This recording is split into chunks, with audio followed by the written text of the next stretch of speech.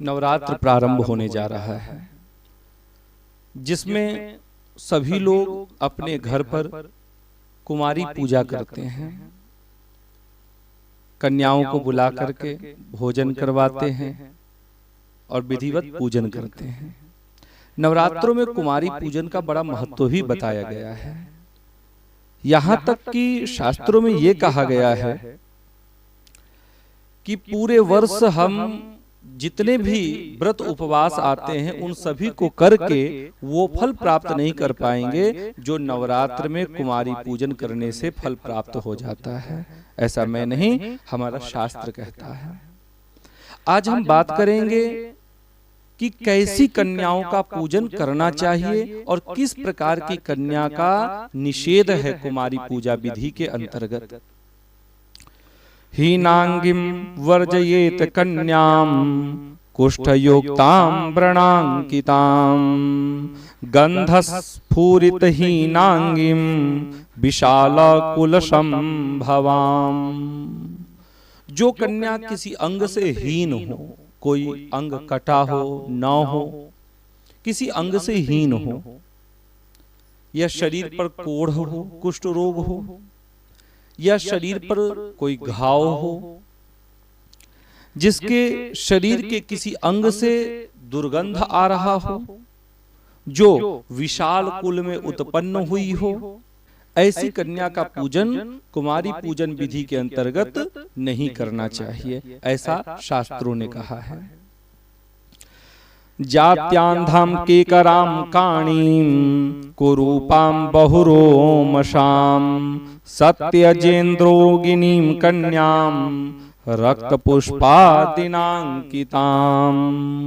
जो जन्म से अंधी हो, तिरछी नजर से देखने वाली हो, कानी हो, कुरूप हो और बहुत सारे रोम वाली हो, बहु रोम वाली, यानी कि शरीर पर जिसके बहुत सारे रोम हो, जो रोगी हो तथा जो रजस्वला कन्या हो, ऐसी कन्या का पूजन नहीं करना चाहिए।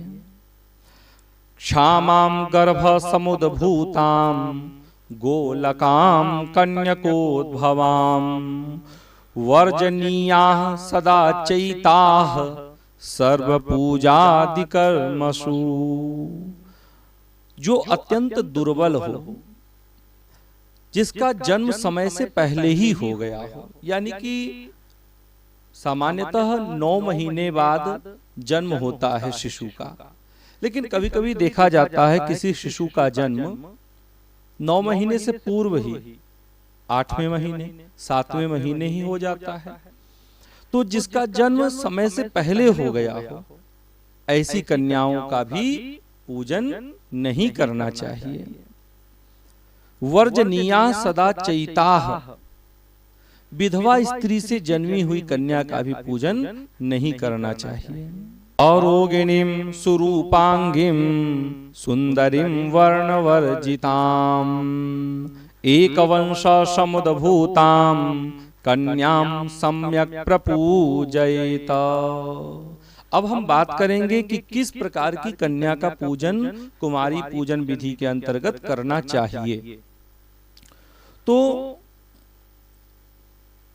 जो रोग रहित हो, जिसे किसी प्रकार का कोई रोग ना हो, रूपवान कन्या हो, रूपवान अंगों वाली कन्या हो, सौंदर्यमयी कन्या हो एवं वर्ण रहित कन्या हो, यानी कि जिसके शरीर पर किसी प्रकार का कोई घाव ना हो, तथा जो एक वंश में उत्पन्न हुई कन्या हो, ऐसी कन्या का ही पूजा करनी चाहिए।